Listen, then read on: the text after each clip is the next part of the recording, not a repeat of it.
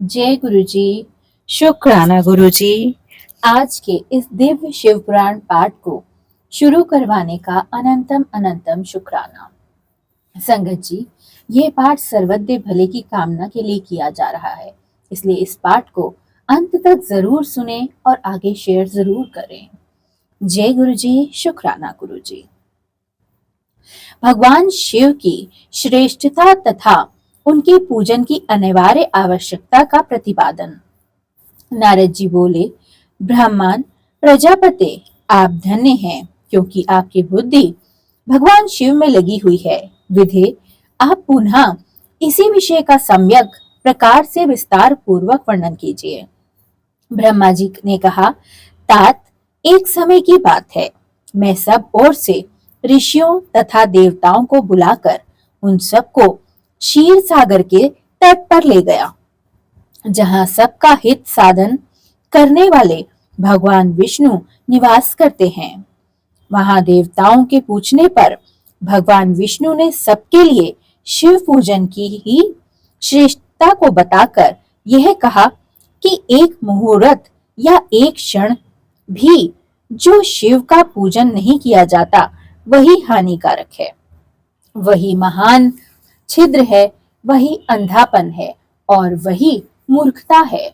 जो भगवान शिव की भक्ति में तत्पर हैं, जो मन से उन्हीं को प्रणाम करते हैं और उन्हीं का चिंतन करते हैं, वे कभी दुख के भागी नहीं होते।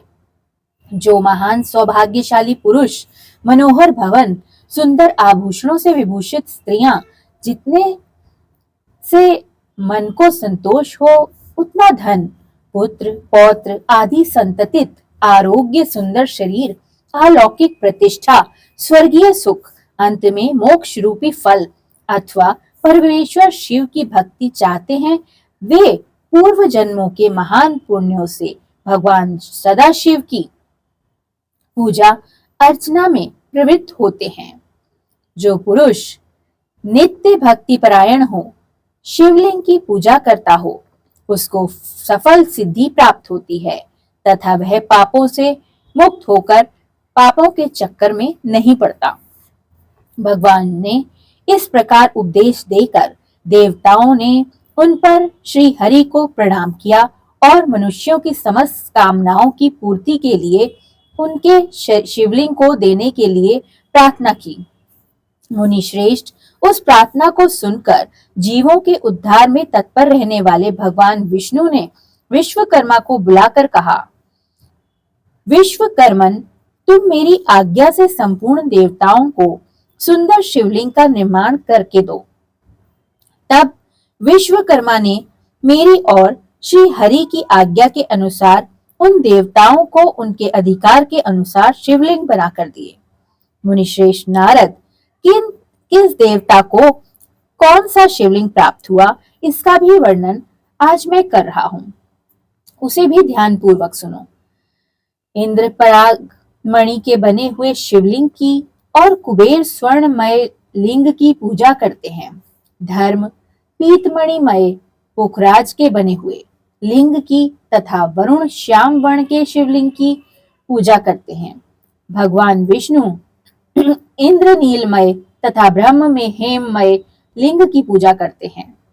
मुने विश्व देवगण चांदी के शिवलिंग की, वसुगण पीतल के बने हुए शिवलिंग की तथा दोनों अश्विनी कुमार पार्थिव लिंग की पूजा करते हैं। लक्ष्मी देवी स्फटिकमय लिंग की, आदित्यगण ताम्रमय लिंग की, राजा सोम मोती के बने हुए लिंग की तथा अग्निदेव वज्र हीरे के बने हुए लिंग की उपासना करते हैं। श्रेष्ठ ब्राह्मण और उनकी पत्नियां मिट्टी के बने हुए शिवलिंग का, मयासुर चंदन निर्मित लिंग का और नागगण मूंगे के बने हुए शिवलिंग का आदर पूर्वक पूजन करते हैं। देवी मक्खन के बने हुए लिंग की, योगीराज भस्म के लिंग की और यक्षगण दर्दीप्ति निर्मित लिंग की, पछाया देवी आटे से बनाए हुए लिंग की और ब्रह्मपत्नी रत्नमय शिवलिंग की निश्चित रूप से पूजा करती है। बाणासुर पारद या पार्थिव लिंग की पूजा करता है। दूसरे लोग भी ऐसा ही करते हैं। ऐसे ऐसे शिवलिंग बनाकर विश्वकर्मा ने विभिन्न लोगों को दिए तथा वे सब देवता और ऋषि उन लोगों की पूजा करते हैं।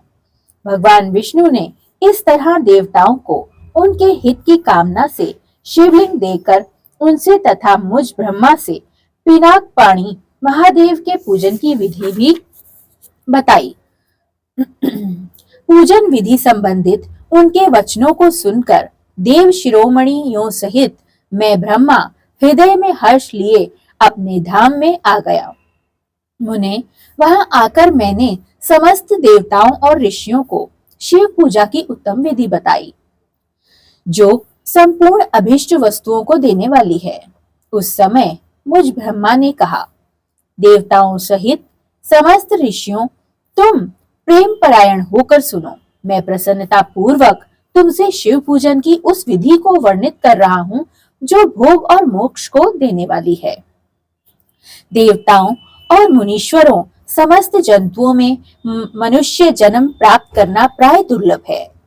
उनमें भी उत्तम कुल में जन्म तो और भी दुर्लभ है। उत्तम कुल में भी आचारवान ब्राह्मणों के यहाँ उत्पन्न होना उत्तम पुण्य ही संभव है। यदि वैसा जन्म सुलभ हो जाए तो भगवान शिव के संतोष के लिए उस उत्तम कर्म का अनुष्ठान करें, जो अपने वर्ण और आश्रम के लिए शास्त्रों द्वारा प्रतिपादित है। जिस जाति के लिए जो कर्म बताया गया है उसका उल्लंघन ना करें। जितनी संपत्ति हो उसके अनुसार ही दान कर दें। कर्ममय सहस्त्रों यज्ञों से तपोयज्ञ बढ़कर है। सहस्त्रों तपोयज्ञों से जप यज्ञ का महत्व बेहद अधिक है। ध्यान यज्ञ से बढ़कर कोई वस्तु नहीं है। ध्यान ज्ञान का साधन है, क्योंकि योगी ध्यान के द्वारा अपने इष्ट देव समर्थ शिव का साक्षात्कार करता है। ध्यान यज्ञ में तत्पर रहने वाले उपासक के लिए भगवान शिव सदा ही सन्निध है। जो विज्ञान से संपन्न है, उन पुरुषों की शुद्धि के लिए किसी प्रायश्चित आदि की आवश्यकता नहीं होती। मनुष्यों को जब तक ज्ञान की प्राप्ति न हो तब तक वह विश्वास दिलाने के लिए कर्म से ही भगवान शिव की आराधना करता रहे। जगत के लोगों को एक ही परमात्मा अनेक रूपों में अभिव्यक्त होता दिखता है। एकमात्र भगवान सूर्य एक स्थान में ही रहकर भी जलाशय आदि विभिन्न वस्तुओं में अनेकता से दिखते हैं। देवताओं संसार में जो जो सत या असत वस्तु देखी या सुनी जाती है वह सब पार ब्रह्म शिव रूप है, ऐसा समझें। जब तक तत्व ज्ञान ना हो जाए तब तक प्रतिमा की पूजा आवश्यक है। ज्ञान के अभाव से भी जो प्रतिमा पूजा की अवहेलना करता है उसका पतन निश्चित ही होता है। इसलिए ब्राह्मणों, यह यथार्थ बात सुनो। अपनी जाति के लिए जो कर्म बताया गया है उसको प्रयत्न पूर्वक पालन किया करो। जहाँ जहाँ यथावत भक्ति हो उस आराध्य देव का पूजन आदि अवश्य किया जाता चाहिए, क्योंकि पूजन और दान आदि के बिना पातक दूर नहीं होते। जैसे मैले कपड़े का रंग बहुत अच्छा नहीं चढ़ता, किंतु जब उसको धोकर स्वच्छ कर लिया जाता है तब उस पर रंग अच्छे से चढ़ता है। उसी प्रकार देवताओं की भली भांति पूजा से जब त्रिविध शरीर पूर्णता निर्मल हो जाए तभी उस पर ज्ञान का रंग चढ़ता है और तभी विज्ञान का प्राकट्य होता है। जब विज्ञान हो जाता है तब भेदभाव की निवृत्ति हो जाती है। भेदभाव की संपूर्णता निवृत्ति हो जाने पर द्वंद्व दुख दूर हो जाते हैं और द्वंद्व से दुख से रहित पुरुष शिव रूप हो जाता है।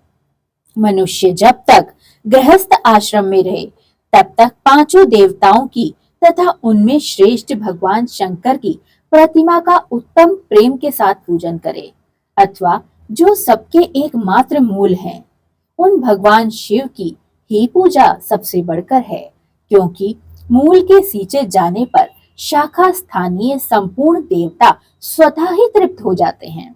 अतः जो संपूर्ण मनोवांछित फलों को पाना चाहता है वह अपने अभिष्ट की सिद्धि के लिए समस्त प्राणियों के हित में तत्पर रहकर लोक कल्याणकारी भगवान शंकर का पूजन अवश्य करें। जय गुरुजी, शुक्राना गुरुजी, अनंतम अनंतम शुक्राना, हर हर महादेव। गुरुजी महाराज, मेरी आपसे अरदास है कि सर्वत्र भले के लिए ये पाठ किया जा रहा है, आपकी इच्छा अनुसार, आपकी दी हुई सेवा के अनुसार। महाराज, जहाँ पर इसमें पढ़ने वाले और सुनने वाले बात सर्वत्र भले की कामना से आगे बढ़ाने वाले हर प्राणी का कल्याण हो, उसको सदा खुशहाल जीवन प्राप्त हो। जहां जहां ये पाठ सुना जाए महाराज, उन घरों में कभी कोई भी नकारात्मकता प्रवेश ना कर पाए। वहां काल और कलयुग दोनों ही कोसों दूर रहें। उस घर के बच्चे संपूर्ण बुद्धिमान व अच्छे रोजगार में जाएं। महाराज, पृथ्वी पर विचरने वाले सभी प्राणी और जीव जंतुओं का कल्याण हो, प्रकृति का कल्याण हो, कोई भी भूखा ना सोए। महाराज, मेरी आपसे यही कामना है। आने वाली सभी प्रकार की परले पहले ही टल जाए महाराज। उस घर पर इस पाठ से कलयुग या किसी भी तरह की कोई भी त्रासदी कुछ बुरा ना बिगाड़ पाए। इसलिए सर्वत्र भले की कामना से महाराज, मुझसे जो इस पाठ में भूल हुई हो मुझे माफ कर देना। संगत जी, कृपया इस पाठ को आगे शेयर जरूर करा करें व अंत तक जरूर सुने। हम नहीं जानते संगत जी कि गुरुजी ने ये सेवा क्यों बख्शी है और वो क्यों इसे लगातार बढ़वा रहे हैं। आने वाला वक्त कैसा होगा हमें नहीं पता, लेकिन गुरुजी का साथ है तो बहुत ही अच्छा होगा। तो शुक्राना गुरुजी, अनंतम अनंतम शुक्राना। जय गुरुजी, हर हर महादेव। सर्वत्र भला, हर तरफ खुशियां, हर तरफ संपन्नता हो गुरुजी महाराज। आपका साथ और सबका कल्याण हो गुरुजी। जय गुरुजी, शुक्राना गुरुजी।